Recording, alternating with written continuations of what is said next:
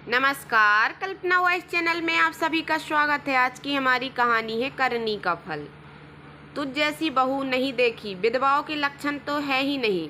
कुछ शर्म लिहाज तो कर दुनिया की, तेरा पल्लू सिर पर टिकता नहीं या तुझसे रखा नहीं जाता।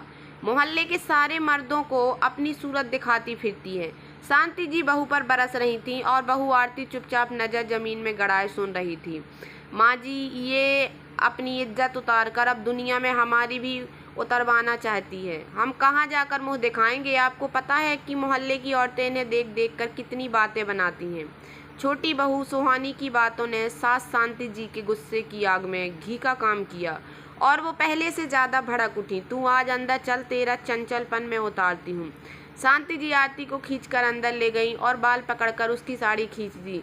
ले, ऐसे पसंद है ना तुझे? अब ऐसे ही घूम। आरती खुद को हाथों से ढके दीवार से चिपकी खड़ी रो रही थी और सामने खड़ी उसकी बेटी रिया सहमी खड़ी देख रही थी। उसकी दादी ने आज जो उसकी मम्मी के साथ किया था वो बहुत बड़ी बात थी। सास ने जी भर कर आरती को मारा और फिर थक कर कमरे से निकल गई। ससुर जी ने सारा तमाशा देखा, मगर इस हालत में बहू को देखकर अपनी पत्नी से कुछ बोल न सके और वहां से निकल गए। मम्मी, रिया अपनी माँ के जख्म देखकर तड़प उठी और हाथ से सहलाने लगी। आरती अपनी किस्मत को कोस रही थी और बार बार सामने दीवार पर टंगी पति की तस्वीर को देख रही थी। काश आप जिंदा होते तो मेरा ये हाल ना होता। जरा सा पल्लू सरक जाए तो माँ नहीं छोड़ती। आरती उन दिनों को याद करने लगी थी जब वो अमन से शादी करके बहू बनकर इस घर में आई थी। सास ने इतना प्यार दिया था कि उसकी खुशी का ठिकाना ना था। ससुर जी महेश जी भी बेटी समझते थे और उसी तरह प्यार देते थे। लेकिन अमन की मौत होते ही दुनिया बदल गई। देवरानी सुहानी ने उसके खिलाफ सास के कान भरने शुरू कर दिए। मम्मी जी, बुरा मन मानिएगा, मगर दीदी विधवाओं जैसे तो नहीं रहती। इतने रंगीन कपड़े कौन पहनता है? सास पहले तो चुप रहती थी, मगर बाद में उसकी बातें सुन सुनकर वो आरती के खिलाफ भर चुकी थी। ना तो आरती को ठीक से खाना दिया जाता और ना ही सोने को बिस्तर। एक कोने में पड़ी आरती दिन भर रोते रोते काम करती। मम्मी जी, ये दिन भर रोती है और मैं काम करती हूँ। आज ये रिया को चुप चुप कर टॉफी खिला रही थी, ये तो अब बच्चों को भी चोरी करना सिखा रही है। ये सुनते ही सास हाथ फिर से आरती पर उठ गया। शांति जी ने आओ देखा न ताओ रिया के बाल खींचे और गाल पर थप्पड़ मारती चली गई। वो छोटी सी बच्ची मार खाकर तड़प उठी थी। बोल, चोरी करेगी? चुप चुप कर खाएगी? बोल, अगर सब्जी में नमक कम होने पर वो नमक डाल लेती तो उसे बहुत भला बुरा कहा जाता। स्वाद चाहिए इसको, विधवाओं के मुंह को स्वाद लगे हुए हैं। सास झट से कह दिया करती, पति गुजर गया महारानी का, मगर जाने कैसे इतना खा जाती है। ऐसे तो मैं भूखी मर जाती। अपनी पत्नी की इस बातों पर उनके ससुर जी दांत पीस कर रह जाते। कभी साथ देते तो सास ताने मार मार कर घर का माहौल बिगाड़ देती। सुनो शांति, आरती के बारे में तुमसे कुछ जरूरी बात करनी है। क्या हुआ? इस करमजली ने आपसे भी कुछ कहा क्या? शांति जी आरती के नाम से चिढ़ जा बैठी। अरे नहीं शांति, तुम्हारा दिमाग हमेशा ऐसे ही क्यों आता है? मैं तो ये बोल रहा था कि कल मैंने देखा कि आरती के कपड़े बेहद पुराने हो गए हैं और फटने लगे हैं। वो बेचारी सुधार कर पहनती है। मैं तुम्हें पैसे देता हूँ, कुछ उसको नई साड़ियाँ ला दो, समाज में इज्जत का सवाल है। महेश जी ने शांति जी को समझाकर कहा, लेकिन शांति जी के तेवर सुनते ही बदल गए। अच्छा जी, क्या बात है? नई साड़ी लाने की तैयारी हो रही है? शांति जी ने अपने ही पति को ताना कसा तो वो आग बबूला हो उठे। तुम्हें उसकी तकलीफें नहीं दिखाई देती? जब देखो इस पर सवार रहती हो। वो अपने मन की कहती नहीं तो क्या यहाँ समझेगा भी कोई नहीं? वो तुम्हारे बेटे की ही विधवा है। शांति जी महेश जी को काफी देर तक घूर कर देखती रही। शर्म नहीं आ रही तुम्हें इस विधवा के लिए ऐसी बातें करके? तुम आदमियों को तो इससे दूर रहना चाहिए। अपना पति तो खा गई, अब मेरे पर नजर डालती है। ये तुम्हें फटे कपड़े दिखाती है, जैसे कि तुम देखो ससुर के रिश्ते को भी नहीं देख रही है। मैं इसको ऐसा सबक सिखाऊंगी कि याद रखेगी। शांति जी मुँह से आग बरसा रही थी और ये सब सुनकर महेश जी दंग रह गए। हद है शांति जी, तुम्हारी बुद्धि कितनी छोटी है। कहाँ तक सोच लिया? उस पर तरस खाने की बजाय दोषी ठहरा रही हो। ये औरत शर्म आ रही है तो उसे तुझ जैसी औरत को बीवी कहते हुए। इसके बाद शांति जी ने घर सिर पर उठा लिया। बहुत देर तक घर में चिल्ला चिल्ला कर आरती को बुरा भला कहा। मम्मी ने क्या किया? क्यों बोल रही हो? छोटी सी रिया ने आंखें तरे दी अपनी दादी शांति जी की तरफ, तो उनका गुस्सा सातवें आसमान पर पहुंच गया। तुझे तो अभी बताती हूँ। शांति जी रसोई से बेलन लेकर रिया पर टूट पड़ी। आरती उसे बचाती रही मगर उसका हाथ नहीं रुका। ससुर जी ने आकर रिया को अपनी तरफ खींचा तो शांति जी के हाथ थम गए। इस दिन के बाद से शांति जी हमेशा आरती को लेकर अपने पति को भी नहीं छोड़ती थी। महेश जी को शांति जी का आरती के प्रति ये रवैया बर्दाश्त नहीं हो रहा था। यार राकेश, क्या करूं? शांति तो आरती के पीछे हाथ धोकर पड़ी है, बेचारी सहती रहती है। ऊपर से राहुल की पत्नी भी शांति के कान भरती रहती है। आरती का जीना मुश्किल कर रखा है दोनों ने। मैं कुछ करता हूं तो उसके लिए मैं साथ में भी झगड़ा होता है। महेश जी अपने एक दोस्त राकेश जी को अपने हालात बताकर अपना दुख बयान कर रहे थे। अरे तू इसकी दूसरी शादी क्यों नहीं करवा देता? आजकल तो ऐसा बहुत होता है। दूसरा सहारा मिलेगा तो उसकी ज़िंदगी बदल जाएगी और खुश भी रहेगी। बच्चे को भी पिता का साया मिल जाएगा। महेश जी को अपने दोस्त की बात सही लगी थी। कहता तो तू सही है, चल कोई लड़का हो तो बताना। महेश जी ने उससे लड़का ढूंढने को कह दिया था, लेकिन उन्हें घबराहट भी थी कि अगर शांति जी को पता चलेगा तो वो नहीं मानेंगी। उसके हिसाब से विधवा का जीवन अकेले ही गुजारना चाहिए। एक दिन महेश जी के दोस्त राकेश जी का घर आ निकले।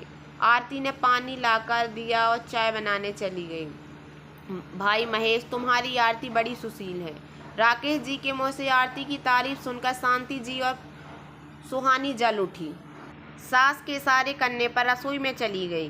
कोई आता है तो सामने क्या दिखाने आ जाती हो? बड़ी आई तारीफ बटोरने। हटो यहाँ से और अपने कमरे में जाओ। सुहानी ने आरती को रसोई से बाहर भेज दिया और खुद चाय नाश्ता तैयार करने लगी। महेश जी सुहानी के सब पैतरे समझते थे। उन्होंने आरती को अपने कमरे में जाते ही देख लिया था। थोड़ी देर में सुहानी चाय नाश्ता लेकर आई और सामने रख दिया। लेकिन दोस्त राकेश जी को ये सब समझ आ रहा था। अरे महेश, मैं क्या कह रहा था कि एक लड़का है मेरी नज़र में। राकेश जी की बात सुनकर शांति जी ने बीच में ही बात काट दी। अरे लड़का किसके लिए? हमारी तो दोनों लड़कियां ब्याही गई हैं और अब तो कोई दूर तक कुंवारी नहीं है। शांति जी ने मुस्कुराते हुए कहा, अरे भाभी, मैं तो आरती के लिए बोल रहा हूँ। आप लोग भी कब तक संभालेंगे? और अभी उम्र ही क्या है उसकी? इतनी लंबी जिंदगी अकेले काटना मजाक बात थोड़े है। शादी करा देंगे तो वही संभालेगा और घर भी बस जाएगा इसका फिर से। मन की कहने सुनने के लिए भी तो कोई होना चाहिए। राकेश जी की बातें एकदम सही थीं और आरती के भले के लिए थी, लेकिन उनमें शांति जी को कोई भलाई नजर नहीं आई। बल्कि सुहानी भी सुनकर तमतमा गई। बस ससुर जी के कारण बोल नहीं पा रही थी। अरे भाई साहब, इसकी शादी करके अपना मजाक बनवाना है क्या? विधवाओं को कब से शादी का शौक होने लगा होगा? जमाना ऐसा। पर हमें तो ये बात अच्छी न लगती कि पहले पति को भूलकर दूसरे के साथ ब्याह रचा लो। शांति जी ने अपने अंदाज में जो कहा वो बिल्कुल भी सुनने लायक नहीं था और उसका कड़ा जवाब राकेश जी भी देना चाहते थे, मगर महेश जी के इशारे पर उन्होंने अपने को रोक लिया। कुछ देर बाद राकेश जी उठकर चले गए और शांति जी ने कमर में पल्लू ठूंस लिया, जैसे कि वो उनके ही जाने का इंतजार कर रही थी। क्यों, अब किधर चले? कमरे में सरकते हुए। महेश जी को समझ आ गया था कि अब भूचाल आने वाला है। इसको राकेश का शादी का प्रस्ताव रास नहीं आया है और अब ये मेरे ही पीछे पड़ने वाली है।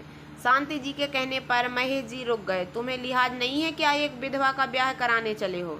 लोग क्या कहेंगे कि एक बच्चे की मां ने ब्याह रचा लिया? तुम्हारे दोस्त ने कहते हुए भी नहीं सोचा? शांति ने महेश जी को ही आड़े हाथों ले लिया था, जिसका अनुमान वो खुद भी लगा रहे थे। हाँ तो क्या हुआ? अगर बस जाएगा उसका घर, पिता का सहारा भी तो मिल जाएगा उस बच्ची को। महेश जी ने शांति जी से ऊंची आवाज में कहा तो शांति जी और ज़्यादा गुस्से में लाल हो गई। देखो जी, मुझे सब समझ आ रहा है। ज़्यादा है तेजी मत बनो इसके। जाने क्या जादू टोना करती फिरती है जो सब इसके लिए बोलने लगते हैं। महेश जी ने शांति जी से उलझना सही नहीं समझा और कमरे में चले गए। सुहानी, भाभी को कुछ पूछ लिया करो भैया, नहीं है तो कोई बात करने वाला भी नहीं है। आरती के देवर ने रात को ऑफिस से आने के बाद अपनी पत्नी सुहानी से कहा तो उसने राहुल को कसकर ताने दिए। सुहानी, तुम अपना दिमाग ठिकाने पर रखो। मैं पापा की तरह नहीं हूँ जो सब सुन लूँगा, समझी? राहुल सुहानी को डांटकर कमरे से बाहर निकल गया। बाहर आते ही रिया उसके पैरों से आकर लिपट गई। चाचा, आप तो मुझसे अब बात भी नहीं करते। राहुल उसे गोद में उठा लिया तो अंदर से आरती निकल कर आ गई। चलो उतरो, चाचा को परेशान मत करो। आरती रिया को राहुल की गोद से उतारने के लिए कहने लगी, लेकिन अंदर से आवाज़ सुनकर बाहर आई सुहानी गुस्से से आग बबूला हो गई। कुछ और काम नहीं है क्या? भाभी, आप अपनी लड़की को संभालिए। चाचा हैं तो बाप ना बनाएं।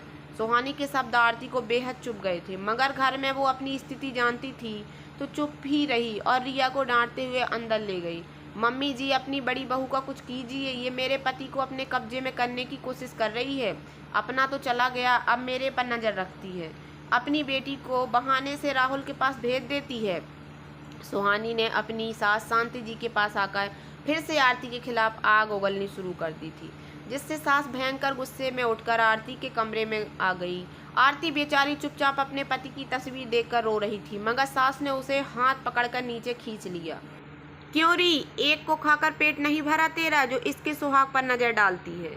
मेरा जवान बेटा चला गया, मगर इसको कोई दुख ही नहीं है, रोज नए नाटक रचती है। शांति जी कहते कहते उसको बाहर ले गई और खूब खरी खोटी सुनाने लगी। देवर और ससुर बीच में बोले तो दोनों ने उसको चुप करा दिया और आरती के चरित्र पर उंगली ना उठाए, इसके लिए उन्हें शांत होना पड़ा। तू आज यहाँ से जाएगी, तेरे जैसी मनहूस बहू हमें नहीं चाहिए। शांति जी उसे खींचकर दरवाजे तक ले जा रही थीं और अब महेश जी भी बोल उठे, ये ज़्यादा हो रहा है शांति, छोड़ो इसको। महेश जी ने शांति जी का हाथ पकड़कर कहा, अच्छा बड़ा लाड़ आ रहा है इस पर, बहू है ये तुम्हारे मरे हुए बेटे की। शांति जी आंखें निकाल कर बोली। महेश जी गुस्से से दांत पीसने लगे और राहुल भी गुस्से से दोनों को देखने लगा। ये दोनों एक हद तक गिर गई थी कि इनसे उलझना सही नहीं था। आरती बहुत सह रही थी, अभी 1 साल ही पति को गए हुआ था और उसके साथ ये सब होने लगा था।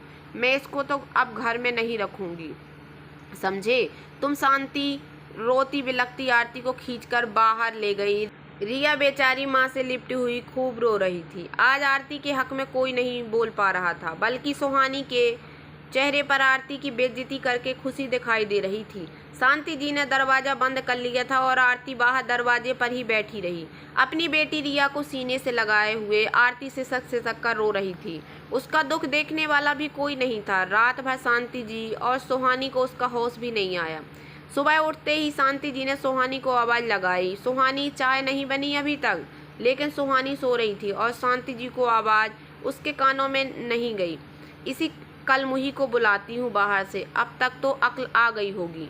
शांति जी ने सोचा कि अभी तक आरती हमेशा की तरह रोती हुई बाहर ही बैठी होगी और बुलाने पर चुपचाप अंदर आकर काम में लग जाएगी, मगर आज वो बाहर नहीं थी।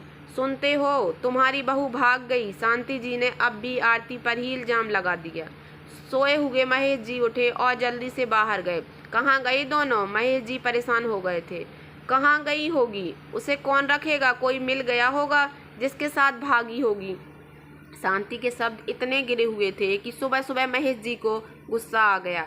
शांति जी, तुम्हें शर्म नहीं आती? तुमने कल उसे बाहर निकाला था, आज किस मुंह से उसे अंदर लेने गई थी? काम कराने के लिए? महेश जी चीख रहे थे, मगर शांति जी का मुंह गुस्से से भरा जा रहा था। उसके चक्कर में यहाँ चिल्लाने की जरूरत नहीं है, समझे? चल सुहानी, चाय बना। शांति जी ने अब भी महेश जी को हड़काया और सुहानी से चाय बनाने को बोला। सुहानी चली तो गई, लेकिन उस पर तो अब काम का बोझ आन पड़ा था। मम्मी भी ना इतना तो सोच लेती कि काम कौन करेगा। अब मुझे दौड़ा कर रखेंगी, लेकिन मैं कुछ नहीं करने वाली। आरती का यूँ गायब हो जाना शांति जी को उसका भाग जाना लगा, तो वही महेश जी ने भी कह दिया, अच्छा है चली गई, कम से कम सुकून से तो होगी। दिन बीतने लगे और आरती को गए 6 महीने बीत चुके थे। उसके घर भी कोई ना आया और ना ही कोई गया। शांति जी ने उनसे पहले ही रिश्ता तोड़ दिया था। आरती के घर में बस भाई भाभी ही थे, उन्हें भी लेना देना नहीं था, और माता पिता तो कब के चल बसे थे। आरती रिया को लेकर जाने कहाँ थी। सुहानी खाना बना कि नहीं? शांति जी के साथ सुहानी का बर्ताव दिन व दिन खराब होता जा रहा था।